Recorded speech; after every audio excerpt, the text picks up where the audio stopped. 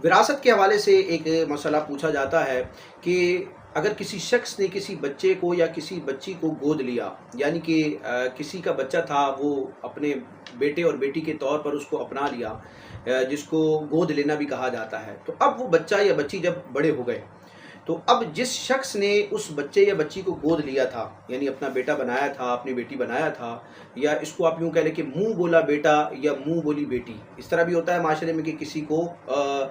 अज़राए शफ़क़त अपना मुँह बोला बेटा बना लिया जाता है या मुँह बोली बेटी बना लिया जाए। अब ये बनाना कैसा, ये एक जुदा बात है। बहरहाल विरासत के हवाले से ये सवाल होता है कि जो मुँह बोला बेटा या मुँह बोली बेटी है, या जिस बच्चे को गोद लिया है, यानी वो बच्चा था किसी और का लेकिन हमने उसको अपना लिया, उसको अपनी परवरिश में, अपनी कफ़ालत में ले लिया, तो अब हमारी विरासत उसकी तरफ मुंतकिल होगी या नहीं। यानी जिस तरह नस्बी हकीकी बेटा बेटी वारिस बनते हैं विरासत के वालिदैन के दुनिया से जाने के बाद, तो अगर वो शख्स जिसने किसी के बच्चे को गोद लिया था या किसी बच्चे को, किसी शख्स को अपना मुँह बोला बेटा बना लिया था,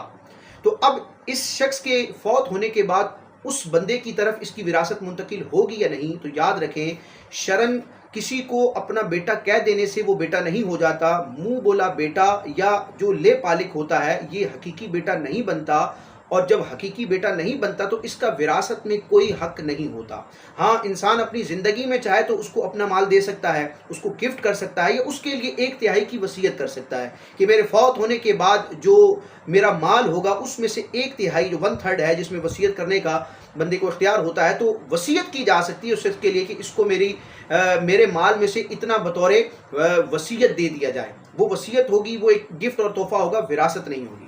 तो याद रखें, जो हकीकी औलाद है वही वारिस बनती है। मुंह बोला बेटा या सोतेला बेटा या ले पालिक जो होता है, वो विरासत का हकदार नहीं होता।